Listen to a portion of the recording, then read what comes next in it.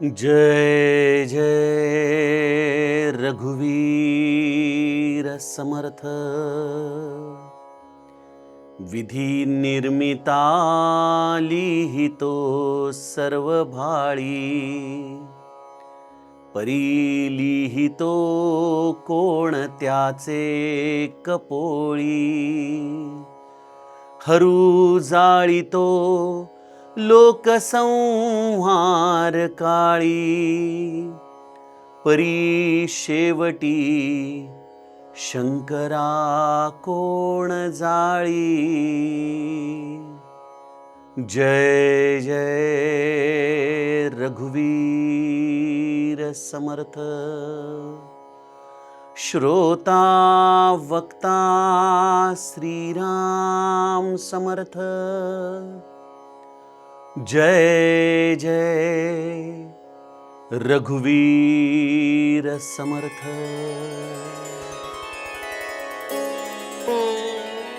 श्रीराम।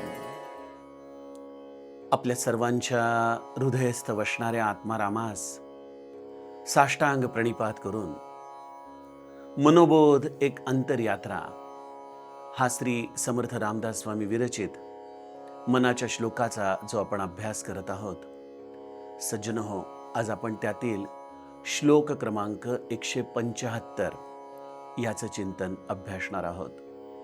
समर्थ कृपेने आपला हा मनोबोधाचा अंतिम टप्पा आता सुरू होत आहे।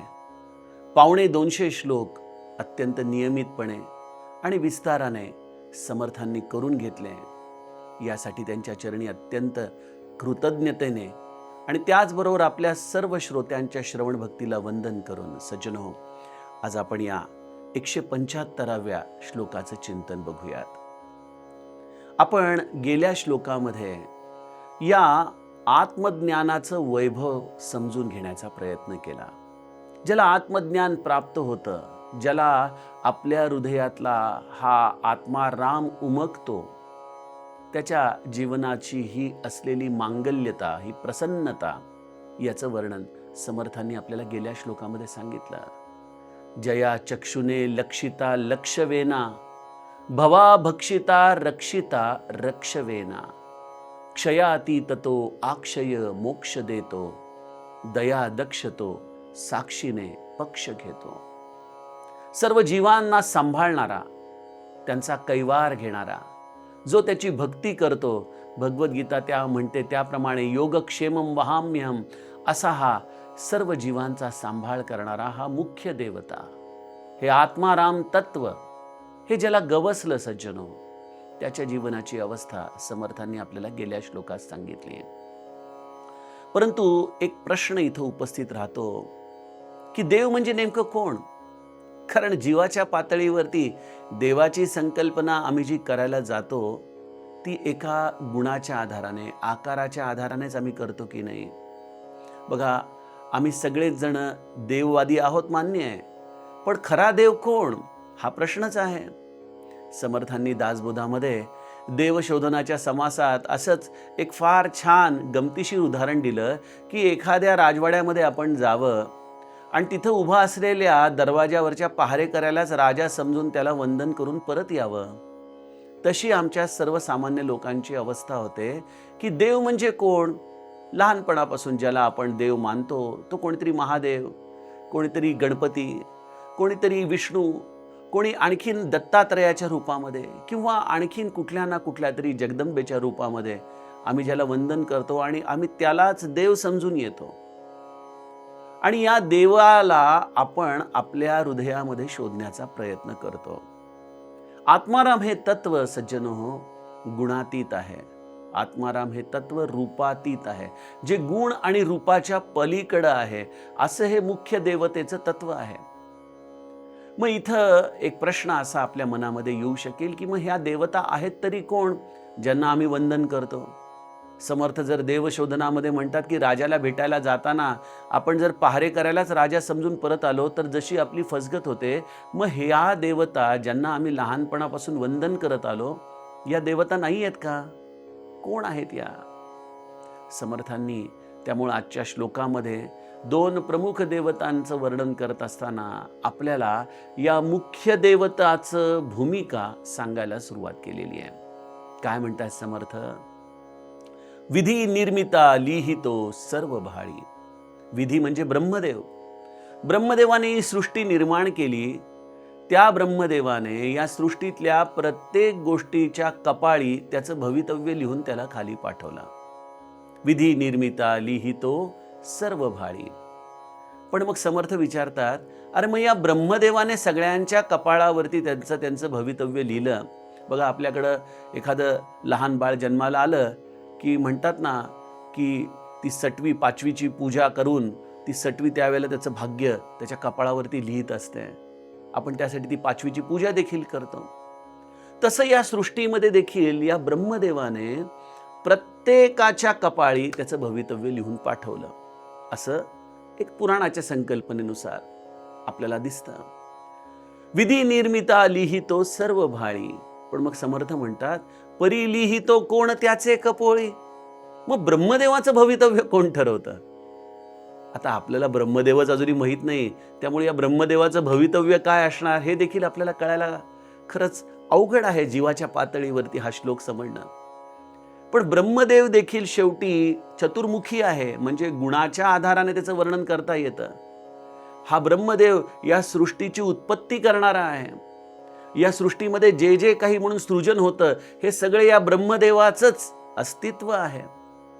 असा हा ब्रह्मदेव या सगळ्या सृष्टीची निर्मिती करणारा, पण त्या ब्रह्मदेवाला देखील कल्पांती लय पावावं लागतं. लय पावावं लागतं म्हणजे काय?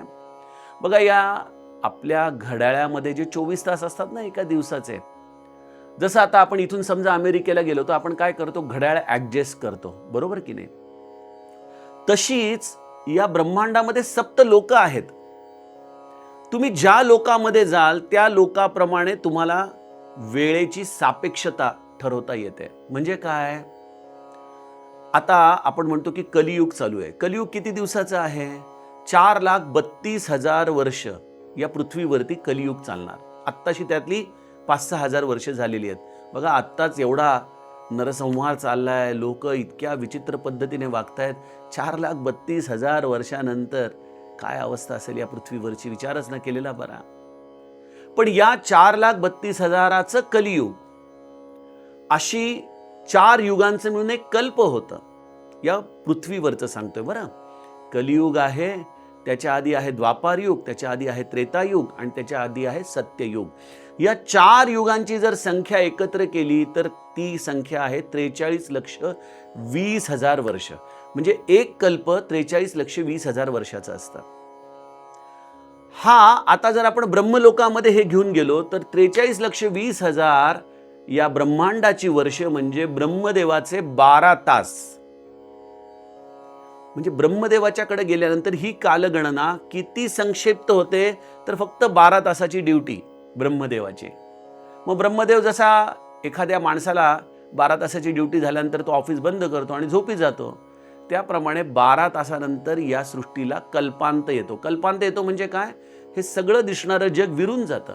महाप्रलय येऊन सगळं संपतं आणि हे सगळं आकाश देखील त्या शून्य पोकळीमध्ये जातं आणि त्यानंतर ब्रह्मदेव 12 तासाची विश्रांती घेतो.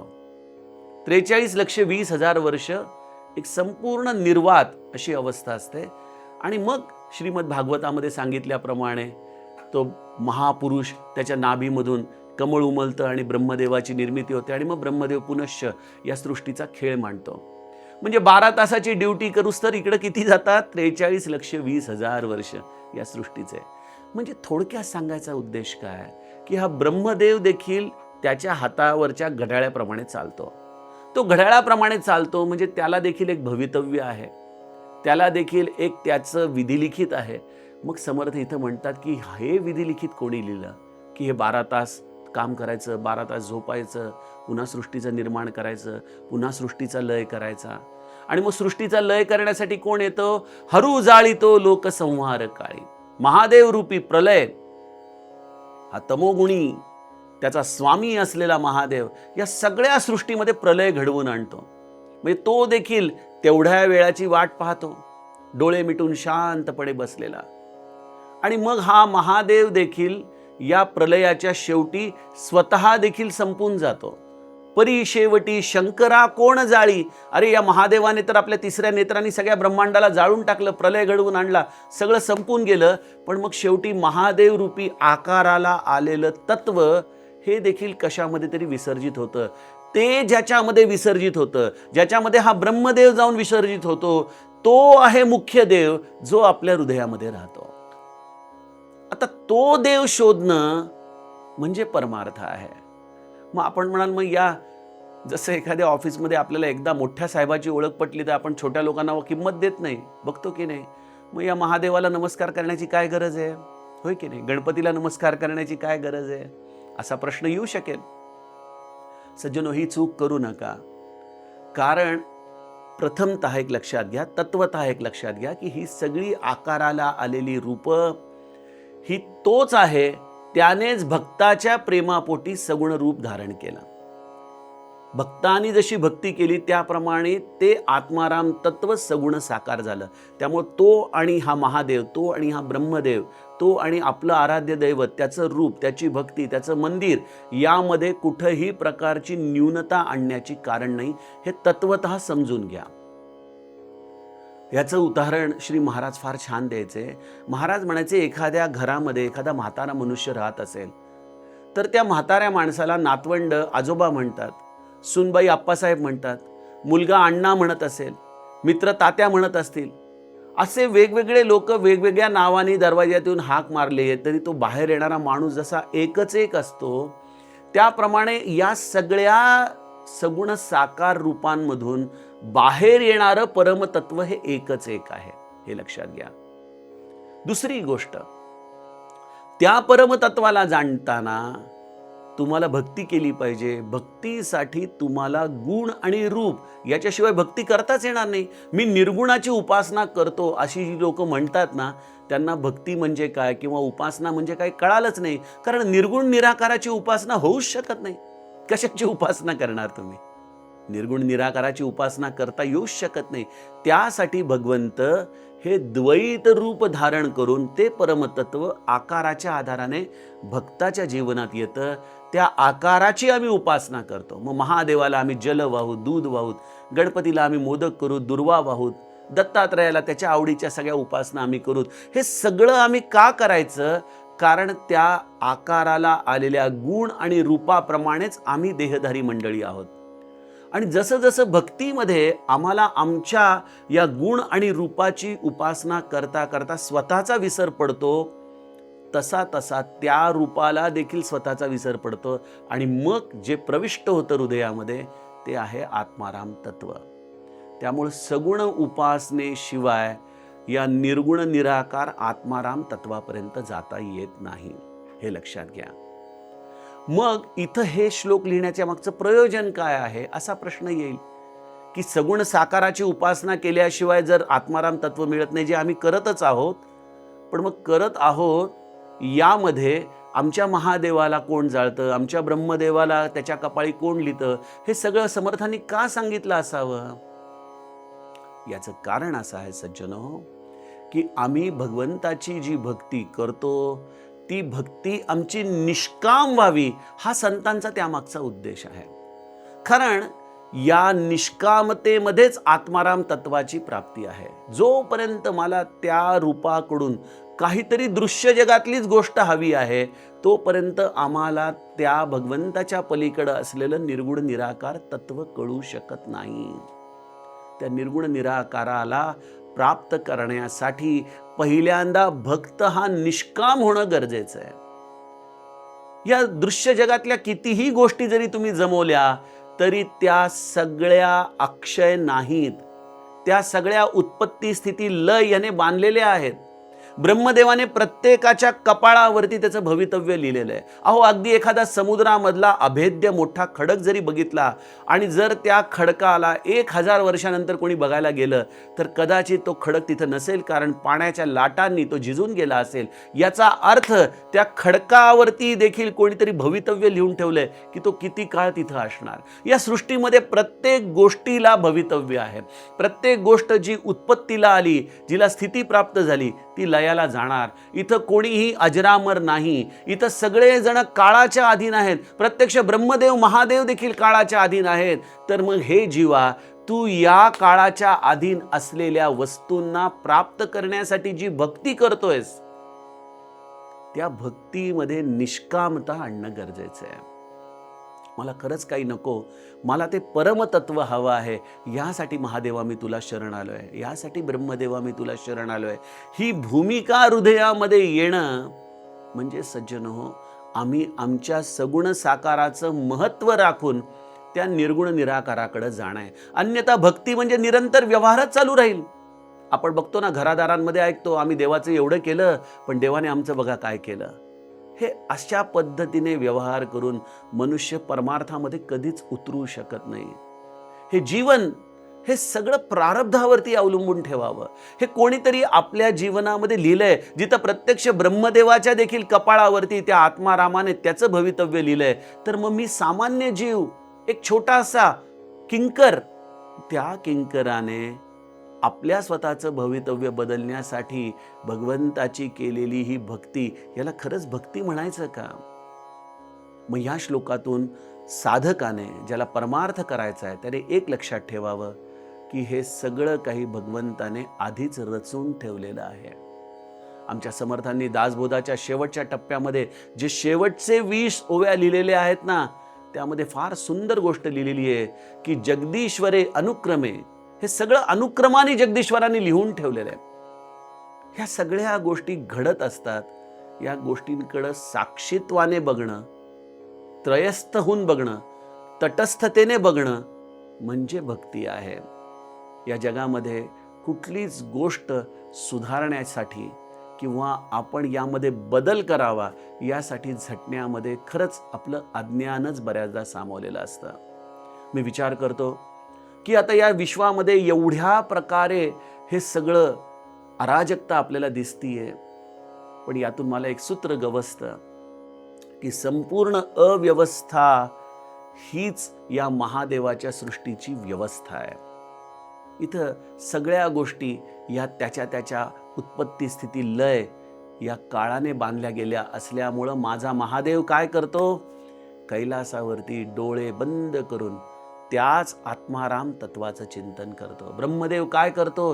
त्या नाभी कमळामधून उत्पन्न झाल्यानंतर या 4 वेदांचं गायन करत असताना हा ब्रह्मदेव देखील ही शक्ती आपल्यामधून ज्याने प्रविष्ट केली आहे त्या आत्मारामाचं चिंतन करत असतो. सज्जनो, त्याप्रमाणे आपला संसार, आपला देह, आपलं जीवन हे सगळं काही त्या आत्माराम तत्वावरती आपण सोपवावं आणि आपण स्वस्थपणे भगवत भक्ती करावी.